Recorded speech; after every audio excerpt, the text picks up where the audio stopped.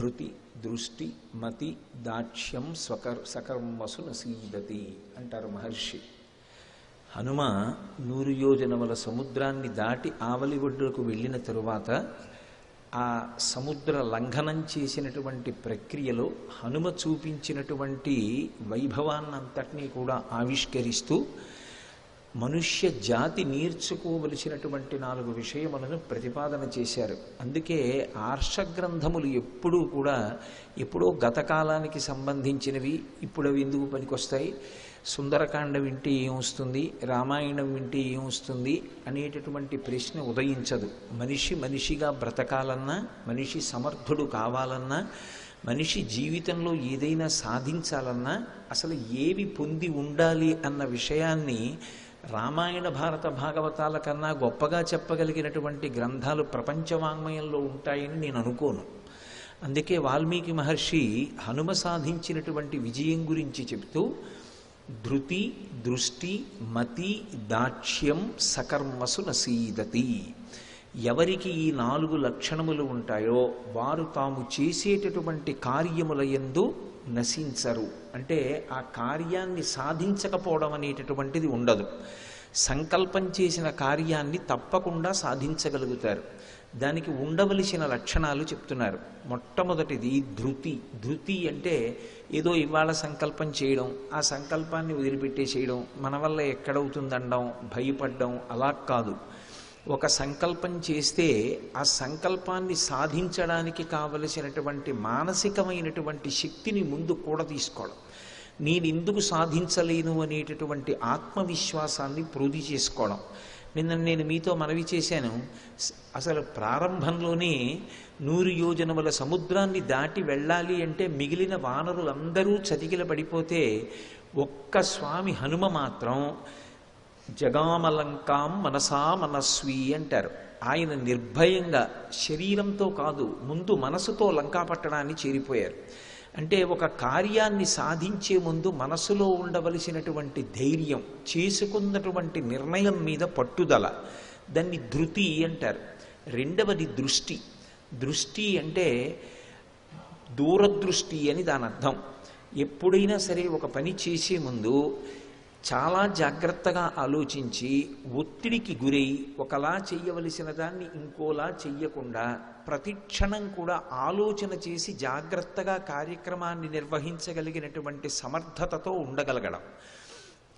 అందుకే మైనాకుడు బంగారు శిఖరాలతో సముద్రంలోంచి పైకి తేలి ఆతిథ్యం ఇస్తానంటే ఆయన ఏం కఠినంగా త్రోసిరాజు అనలేదు. ఎంతో సున్నితంగా, ఎంతో అందంగా మాట్లాడుతూ ఆయన ఆతిథ్యం ఇచ్చినట్లు, ఈయన పుచ్చుకున్నట్లు ఆయనకి తృప్తి కల్పించి తన కార్యాన్ని మాత్రం పాడు చేసుకోకుండా ముందుకు వెళ్ళిపోగలిగారు. అటువంటి దూరదృష్టి ఉండాలి కార్యంలో. ఆ తర్వాతది వివేకం. మతి అంటే వివేకం కలిగి ఉండడం. వచ్చినటువంటి సొరస ఒక్క మాట అంది, ప్రవిష్టోస్మిహితే వక్త్రం అంది, నా నోట్లోకి ప్రవేశించు, నువ్వు నా నోట్లోకి ప్రవేశిస్తే నేను నిన్ను తినేస్తానంది. తినేవాళ్ళు పట్టుకుని తినాలి, అంతేకాని నువ్వు నా నోట్లోకి వస్తే తింటాననరు. ఆ మాట అనేటప్పటికే ఆవిడ ఎవరు అన్నది ఉత్తరక్షణం లెక్క కట్టి నేను ఈవిడికి నమస్కరించి ఈవిడ అనుగ్రహాన్ని పొందాలని నమస్కారం చేసి ఆవిడ అనుగ్రహానికి పాత్రులై దాక్షాయుని నమోస్తుతే అని ఆవిడ కోరినట్టుగా ఆవిడలోకి వెళ్ళి పైకొచ్చి ఆవిడ చేత అర్ధసిద్ధై హరిశ్రేష్ట గచ్చ సౌమ్య యథాసుఖం సమానయిష్వ వైదేహీం రాఘవేణ మహాత్మన అని ఆశీర్వచనాన్ని పొందగలిగారు. చిట్టతివరిది దాక్ష్యము అంటారు. అంటే దక్షత. దక్షత అంటే దేని జోలికి వెళ్ళకూడదో, ఏది మనిషిని పాడు చేసేస్తుందో దానికి చాలా దూరంగా ఉండగలగడం. ఎక్కడ మమకారం చూపించకూడదో, ఎక్కడ మమకారం చూపిస్తే మనిషి నశించిపోతాడో, మమకారానికి అతీతంగా కర్తవ్యతా దృష్టితో శాస్త్రాన్ని దృష్టిలో పెట్టుకుని నిలబడగలిగినటువంటి అవసరం ఏర్పడినప్పుడు దక్షతతో అలాగే నిలబడగలగాలి. అంతేకాని కేవలం మమకారంతో ఒక విషయాన్ని ఇంకొక విషయంతో కలగాపులగం చేసి తాను నిర్వర్తించవలసిన కార్యాన్ని పాడు చేసుకోకూడదు. అందుకే ఆ దక్షతతో సింహికా భంజనం చేశారు తప్ప సురసతో ఎలా ప్రవర్తించారో సింహికతో అలా ప్రవర్తించారు. అందుకే ఈ 4 లక్షణములు ఎవరి యందుంటాయో వారు ఖచ్చితంగా సంకల్పం చేసినటువంటి కార్యక్రమాన్ని సాధించి తీరుతారు. ఇది ఇవాళ హనుమ సాధించడం కాదు. జీవితంలో వృద్ధిలోకి రావాలన్నా, ఒక కార్యక్రమాన్ని చేపట్టగలగాలన్నా, ఈయన జీవితంలో ఇది సాధించినవాడు అనేటటువంటి కీర్తి పొందాలన్నా ఈ 4 లక్షణములు మొదట అలవాటు చేసుకోలేనివాడు ఏ కార్యాన్ని సాధించలేడు. ఇవాళ తలపెడతాడు, రేపు విడిచిపెట్టేస్తాడు. ఎందుకంటే ఈ 4 లక్షణములలో ఏదో ఒకటి లోపించిందనమాట. ఒకడు మహాత్ముడు కావాలంటే, ఒకడు సభాపూజ్యత పొందాలి అంటే, చాలామందికి తాను ఆదర్శప్రాయుడు కావాలి అంటే ఈ 4 లక్షణములు పుంజుకోవాలి, పునికి పుచ్చుకోవాలి, తన యందు నిలబెట్టుకోవాలి, అవి ప్రకాశించాలి. లేకపోతే జీవితంలో వృద్ధిలోకి రాలేడు. బహుశः పర్సనాలిటీ డెవలప్మెంట్ గురించి ఇంతకన్నా గొప్పగా చెప్పగలిగిన వాళ్ళు ఉంటారని నేను అనుకోవట్లేదు.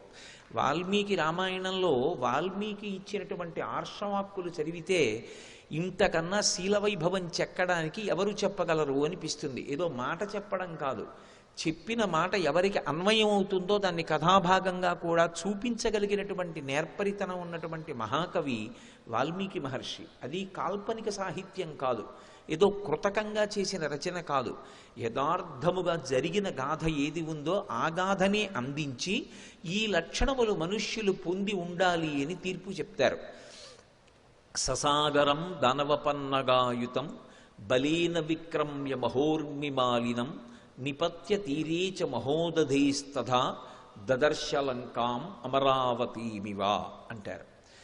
మనం సుందరకాండ ప్రారంభం చేసినప్పుడు యథార్థంగా శ్రీరామాయణం చదివితే సుందరకాండ చదవడంతోనే మొదలుపెట్టాలి. ఎందుకంటే ఒక్కొక్క గ్రంథం చదవడానికి ఒక్కొక్క నియమం ఉంటుంది. భాగవతం చదువుతున్నాం అనుకోండి, దశమస్కంధంతో మొదలుపెట్టాలి. దశమస్కంధం చదివి ఏకాదశ ద్వాదశ స్కంధాలు చదివి మళ్ళీ ప్రథమస్కంధం నుంచి వెళ్ళాలి. అప్పుడు మనకి తెలియకుండానే దశమస్కంధం పారాయణ అవుతుంది. శ్రీరామాయణం చదవడం మొదలుపెట్టామనుకోండి, ముందు సుందరకాండ చదవాలి, చదివి తర్వాత మిగిలిన కాండలు చదివి బాలకాండ మించి వెళ్ళాలి. అంటే ఏ కాండ పారాయణ జరగాలో ఆ కాండతోటి చదవడం ప్రారంభం చేస్తారు ఆర్ష గ్రంథాల్ని. మీరు సుందరకాండలో గమనిస్తే మీకు ఒక విషయం అర్థమవుతుంది. ఏమిటి అంటే, అసలు సీతాపహరణం చేసి లంకాపట్టణంలో సీతమ్మని బంధీకృతురాల్ని చేసినటువంటి రావణాసురుని చేత పరిపాలింపబడుతున్నటువంటి లంకలో ఉండేటటువంటి రాక్షసుల యొక్క అవగుణములను గురించి మనసులో ఊహ చేయడానికి ఒక అవగాహన ఉంటుంది. కానీ అసలు లంకాపట్టణం ఎలా ఉంటుంది? దాని పేరు కాంచన లంక.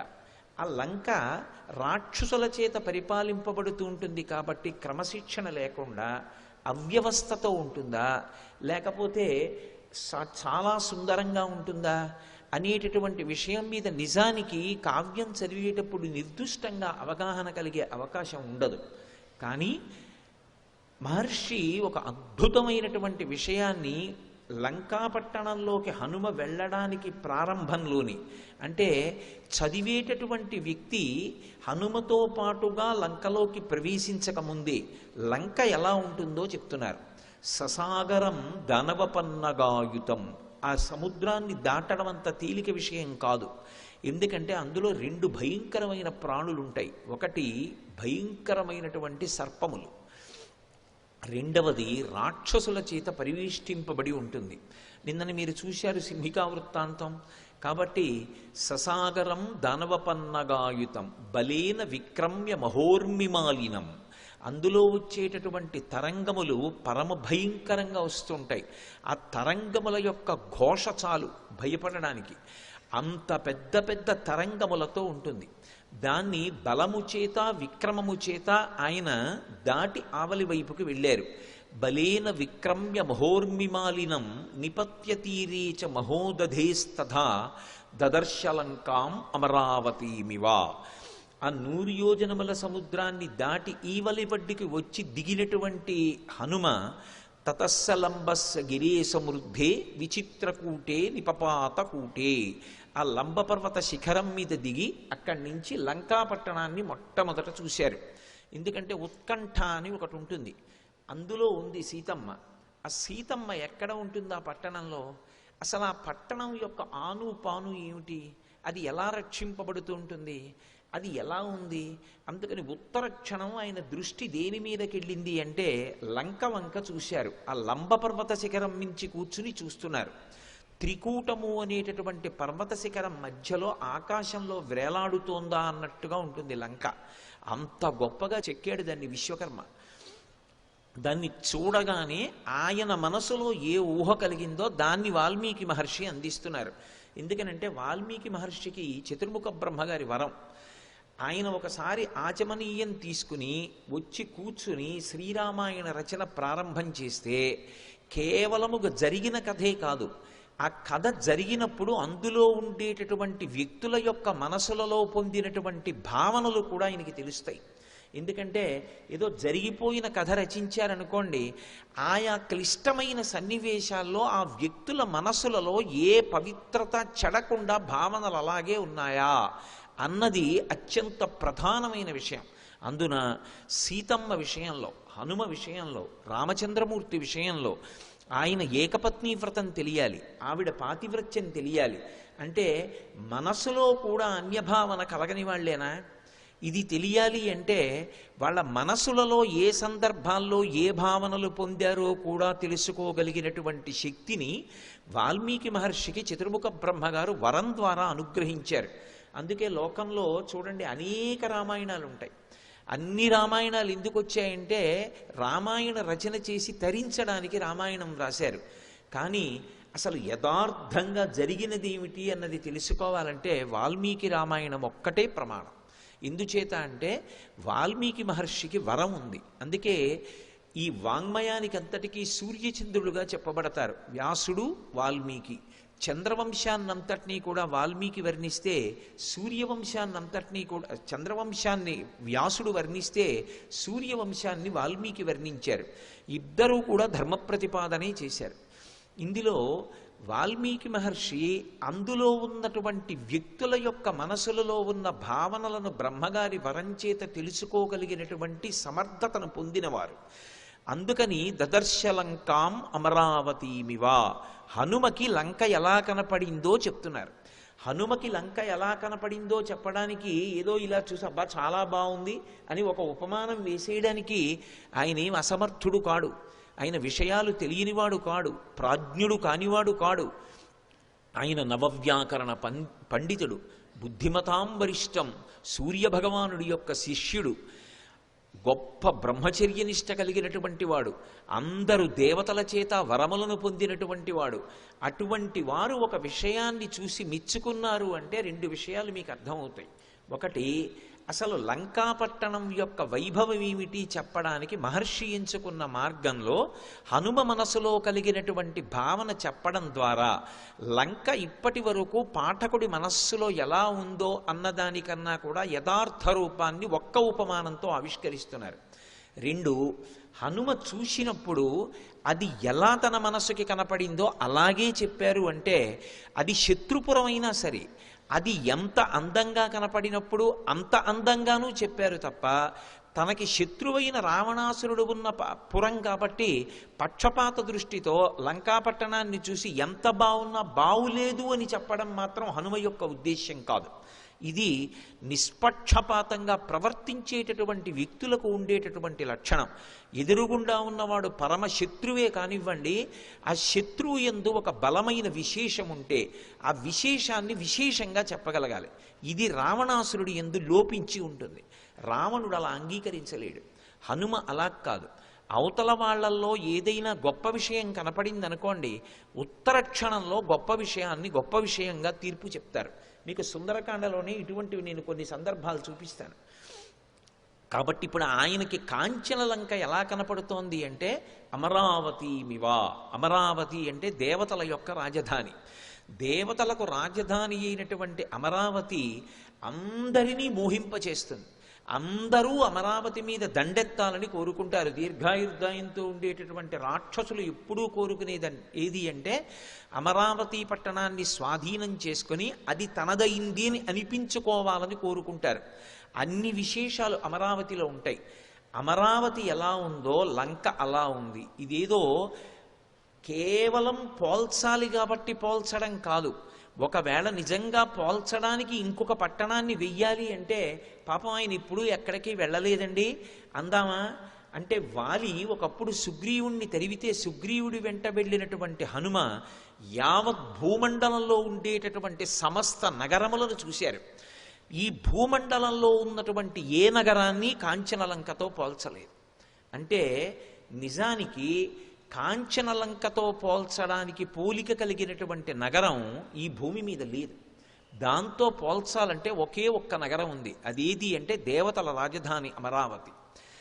ఎంత అందంగా ఎంత వైభవోపేతంగా ఉంటుందో అసలు ఇలా కన్నెత్తి చూడగానే అలా అనిపించింది. అంటే ఇక అందులోకి వెళ్ళినటువంటి వాడు తాను ఏ పని మీద వచ్చాడో జ్ఞాపకం పెట్టుకోవడం సాధ్యమా? మీరు ఒక్కటి ఆలోచించండి. ఇది సుందరకాండ. మహర్షి ఇది సుందరకాండ, ఇది సుందరకాండ వైభవం అని చెప్పరు, చెప్పకుండా చెప్తూ ఉంటారు. ఇలా చూడగానే అమరావతిమివ అనిపిస్తే అందులో ఎక్కడో బంధీకృతురాలయ్యున్నటువంటి సీతమ్మని వెతకడానికి వెళ్ళినటువంటి హనుమ సీతమ్మని వెతుకుతారా? సీతమ్మని వెతకకుండా లంకాపట్టణం యొక్క సౌందర్యాన్ని చూసి లంకాపట్టణం యొక్క సౌందర్యానికి ఆకర్షితులై నిలబడిపోతారా? అలా నిలబడిపోతే ఆయనకి ఆంతర సౌందర్యం లేదు, అప్పుడు ఆయన సుందరుడేగాడు. కాదు, అంత గొప్పగా అనిపించినటువంటి లంకాపట్టణం యొక్క మెరుగులు చూసి దానికి పరిపాలకుడైనటువంటి రావణుణ్ణి చూసి ఉన్నాడో లేడో అన్న అనుమానాస్పదమైనటువంటి జీవితంతో ఉన్న రామచంద్రమూర్తి యందు మనసులో కూడా అన్యభావన రాకుండా అందులోనే ఆ తల్లి రామచంద్రమూర్తి పాదములనే ధ్యానిస్తూ ఉండిపోయింది. అంటే రాముణ్ణి నేను చేరుతానన్న బలమైన నమ్మకం తన పాతివ్రత్యమే, రాముని యందున్న పూజ్య భావనే. అంటే ఆవిడ కన్నా సుందరి ఎవరు లోకంలో? సనాతన ధర్మానికి ఆయువు పట్టు పాతివ్రత్యం. అటువంటి పతివ్రత అక్కడుంది. ఇక్కడ సుందరాతి సుందరుడైన హనుమ ఉన్నారు. ఎందుకని సుందరాతి సుందరుడు అంటే ఇంత గొప్ప లంక అయినా ఆయన దాని శోభకి వశుడు కాడు. ఆయన సీతమ్మ కాకపోతే అందులో ఏ ఒక్క విషయాన్ని మనసులోకి వెళ్ళనివ్వరు. సీతమ్మ తప్ప అన్య విషయాలు ఆయనకు అక్కర్లేదు. అలా నిలబడగలిగినటువంటి సుందరుడు ఆయన, అలా నిలబడగలిగినటువంటి సుందరి ఆవిడ. ఆ సుందరిని వెతకడానికి బయలుదేరుతున్నటువంటి సుందరుడు తీరా బయలుదేరి వెళ్ళిన తర్వాత ఆవిడ ఎలా కనపడిందో చెప్పడం వాల్మీకి మహర్షి కవితా సౌందర్యం. ఆ అద్వైతానుభూతిని అంత గొప్పగా ఆవిష్కరిస్తారు. ససాగరం దానవపన్నగాయుతం బలేన విక్రమ్య మహోర్మిమాలినం నిపత్యతీరే చ మహోదధేస్తథా దదర్శలంకాం అమరావతీమివ. ససాగరమానాధృష్య అతిక్రమ్య మహాబలః త్రికూట శిఖరే లంకాం స్థితాం స్వస్థో దదర్శ అంటారు. విసర్గ కాదు, హ హ అన్నారనుకోండి శ్లోకం చివర రెండు అర్థాలు. ఒకటి చూశారు అని అర్థం, హ అన్నారనుకోండి దాని అర్థం అంతేకాదు. కొంచెం జాగ్రత్తగా పరిశీలించు అని చదువరికి హెచ్చరిక. రెండిటినీ ఏకకాలంలో సాధించడం అది కవి యొక్క ప్రజ్ఞా విశేషం. అందుకే తరువాతి కాలంలో వాల్మీకిని అనుసరించారు, ఆయన్ని అనుకరించారు, రెండూ చేశారు కవులందరూ. ఆయన అంటారు, ససాగర మానాదృశ్య అతిక్రమ్య మహాబలః త్రికూట శిఖరే లంకాం స్థితాం స్వస్థో దదర్శ. ఎక్కడుంది ఈ లంక అంటే ఆయన లంబపర్వతం మీద నించుని చూస్తున్నారు. అది ఉన్నది త్రికూటం మీద ఉంది. త్రికూటం మీద ఆకాశంలో వ్రేలాడుతోందా అన్నట్టుగా ఉంటుంది. అది కాంచనలంక. అందుకని మెరిసిపోతూ ఉంటుంది. దాని కాంతుల చేత సముద్రము పచ్చగా ఉంటుంది, ఆకాశము శోభిస్తూ ఉంటుంది. ఆ లంకాపట్టణాన్ని సముద్రం యొక్క కెరటములు వచ్చి కొడుతూ ఉంటాయి. అందులో సీతమ్మ ఉంది, అందులో రావణాసురుడు ఉన్నాడు. ఆ లంకాపట్టణంలోకి హనుమ ప్రవేశించాలి.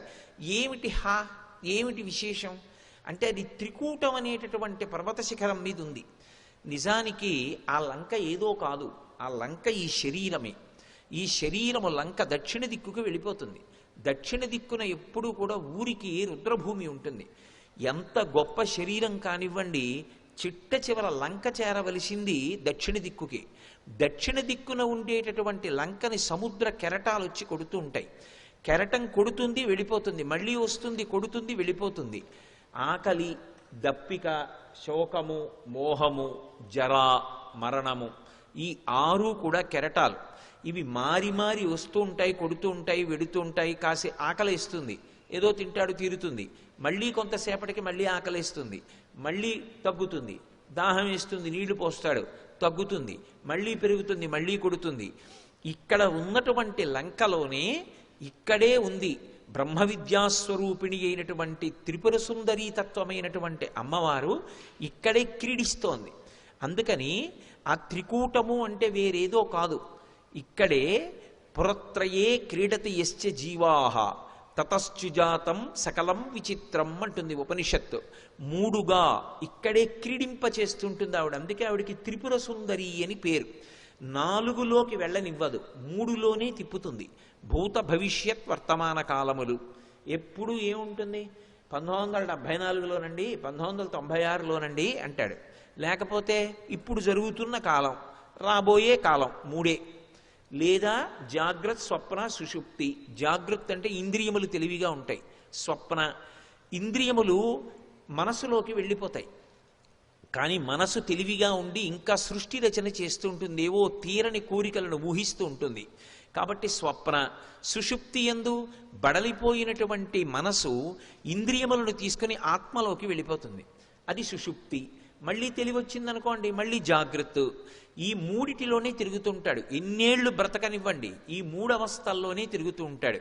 కాబట్టి ఆమెకి త్రిపుర సుందరి అని పేరు. త్రిపుర సుందరి అంటే ఈ మూడిటిలో తిప్పుతుంది. చిత్రం ఏమిటంటే త్రిపురాంతకుడు ఆయన, పరమశివుడు త్రిపురాంతకుడు, ఆవిడ త్రిపుర సుందరి. వీళ్ళిద్దరూ ఆది దంపతులు. ఎంత విచిత్రం! రెండూ పరస్పర భిన్నమైనటువంటి విషయాలు. ఆయన త్రిపురాంతకుడు ఎలా అయ్యాడు అంటే, ఆయన అనుగ్రహం కలిగిన వాడు ఈ మూడు దాటి నాలుగులోకి ఎడతాడు. ఆ నాలుగు తురీయం. అందుకే ఆయన ఆత్యంతిక ప్రళయం చేస్తాడు. ఆత్యంతిక ప్రళయం అంటే జ్ఞానం ఇస్తాడు. ఆ జ్ఞానం ఇస్తే సర్వావస్థ వివర్జిత అంటారు వ్యాసుల వారు లలితా సహస్రంలో. మూడు అవస్థలు దాటిపోతాడు. దాటిపోయి నాలుగవ అవస్థలో తురీయంలో నిలబడి ఈ శరీరం పొందుతున్నటువంటి అవస్థల్ని సాక్షిగా చూస్తాడు. భగవాన్ రమణుల్ని ఎవరో అడిగారు, అయ్యా రాత్రి బాగా నిద్రపోయారా అని అడిగారు. ఆయన అన్నారు, ఓ ఇది బాగా నిద్రపోయింది అన్నారు. అంటే మరి ఇది నిద్రపోతే మీరు? ఇది నిద్రపోతుంటే నేను సాక్షిని, నాకు నిద్ర లేదు, నేను ఎప్పుడూ జాగరూకుడని. అది తురీయం అంటే. అందుకే ఆయన ఎప్పుడు నేననేవారు కాదు, ఇది అనేవారు. ఇది వేరు, నేను వేరు, నేను ఆత్మ, ఇది శరీరం, నా చేత ధరింపబడింది. ఇది నోటితో చెప్పడం కాదు, అనుభూతి యందు నిలబడాలి. అలా నిలబడితే తురీయమునందున్నాడు అంటారు. పరమశివానుగ్రహం కలిగితే మూడు దాటి నాలుగులోకి ఎడతాడు. అందుకే ఆ మూడు దాటి నాలుగులోకి వెళ్ళనంత కాలం ఆ మూడులో తిరుగుతూ ఉంటాడు. అది లంకలో ఉన్నటువంటి జీవుని యొక్క స్థితి. అది చెప్పడానికి అదిగో త్రికూట శిఖరే లంకాం స్థితాం స్వస్థో దదర్శః అన్నారు. అక్కడ సంతతాన్ వివిధై వృక్షై సర్వత్తు ఫలపుష్పితై ఉద్యానాని చ రమ్యాని దదర్శ కపికుంజరః. బాహ్యంలో లంకాపట్టణం ఎంత అందంగా ఉందో వర్ణిస్తారు. ఇంట్లో ఏదో ఒక 2 చెట్లు ఉన్నాయనుకోండి, ఏదో 2 మామిడి చెట్లు ఉన్నాయనుకోండి, మామిడి చెట్టు ఎప్పుడూ శోభస్కరంగా ఉంటుంది. కానీ వసంత ఋతువు వస్తేనే పువ్వు పూస్తుంది, కాయ కాసి పండు పండుతుంది. ఒక్క మామిడి చెట్టే ఉందనుకోండి, అది వసంత ఋతువులోనే అందంగా ఉంటుంది. అలా కాకుండా అన్ని ఋతువులలోనూ పుష్పించి ఫలించేటటువంటి చెట్లు ఇంట్లో ఉన్నాయనుకోండి చుట్టూ, ఏ ఋతువు రానివ్వండి, ఆ ఋతువులో ఏ చెట్టు పుయ్యాలో, ఏ చెట్టు కాయాలో, పండాలో అది విరగకాసి పండి ఉందనుకోండి, ఎంత అందంగా ఉంటుంది ఇంట్లో. ఈ చెట్టు మార్చి ఆ చెట్టు, ఆ చెట్టు మార్చి ఆ చెట్టు, ఋతువు మారుతుంటే ఇదిగో ఇప్పుడు ఇది కాస్తుంది, ఇది కాస్తుందని ఆ చెట్ల వంక చూసి సంతోషిస్తూ ఉంటాడు. లంకాపట్టణానికి ఉన్నటువంటి అందం ఏమిటంటే, సంతతాన్ వివిధై వృక్షై సర్వత్తు ఫలపుష్పితై. సమస్త ఋతువులలో కూడా ఏ ఏ పువ్వులు ఏ ఏ కాయలు కాస్తాయో ఆ చెట్లన్నీ కూడా గుంపులు గుంపులుగా వనాలుగా పెంచబడ్డాయి. అవి సర్వత్తు ఫలపుష్పితై ఉద్యానాని చ రమ్యాని, అత్యంత రమ్యమైనటువంటి ఉద్యానవనాలు. అందుకే మహర్షి ఒక చోట సుందరకాండ గురించి వర్ణన చేసిన విధానాన్ని దృష్టిలో పెట్టుకుని అంటారు, సుందరే సుందరో రామ సుందరే సుందరీ కథ సుందరే సుందరీ సీత సుందరే సుందరం వనం సుందరే సుందరం మంత్రం సుందరే సుందరం కపి సుందరే సుందరం కావ్యం సుందరే కిమ్న సుందరం. ఆ వనం సుందరం, మంత్రం సుందరం, సుందరాతి సుందరుడు ఆ వానరుడు, సుందరాతి సుందరుడు రాముడు, మహాసుందరి సీతమ్మ, సౌందర్యవంతమైనటువంటి కావ్యం, పరమసుందరమైనటువంటి వర్ణనలు, అసలు సుందరకాండలో సుందరం కానిది ఉంది కనుక అన్నీ సుందరం.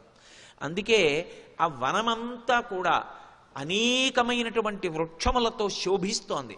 ఎప్పుడైతే అన్ని రకాలైనటువంటి పిందెలు, కాయలు, చిగుర్లు, పువ్వులు ఉన్నాయో దాని మీద వివిధమైనటువంటి పక్షులు వాలతాయి. వాటి యొక్క కలకూజితములు ఇవన్నీ వినపడుతున్నాయి. ఎంత సంతోషంగా, మనసు ఎంత ప్రసన్నంగా, ఎంత ఆనందం పొందే విధంగా ఉంటుంది. మీరు సౌందర్యము అన్న మాటలో ఒక విషయాన్ని గమనించాలి. భౌతికంగా మీరు ఎంత అందాన్ని తీసుకురండి, ఎంత మంచి భవనాన్ని నిర్మాణం చేయండి, అది ఆ అందం నిర్జీవమైనటువంటి అందం, అది కృతకంగా తెచ్చినటువంటి అందం. తనంత తానుగా శోభస్కరమైన అందం ఏది అంటే ప్రకృతిలో వచ్చేటటువంటి అందం ఏదో ఆ అందం మనిషిని పరమ సంతోషాన్ని పొందేటట్టు చేస్తుంది. ఆ అందం మనిషికి శాంతినిస్తుంది. ప్రకృతి సంబంధమైనటువంటి అందానికి ఉన్నటువంటి శోభ, కృతకంగా ఒక భవన నిర్మాణం చేస్తే వచ్చేటటువంటి శోభ పూర్తిగా భిన్నంగా ఉంటాయి. శ్రీ ఉమామహేశ్వర పరబ్రహ్మార్పణమస్తు. స్వస్తి.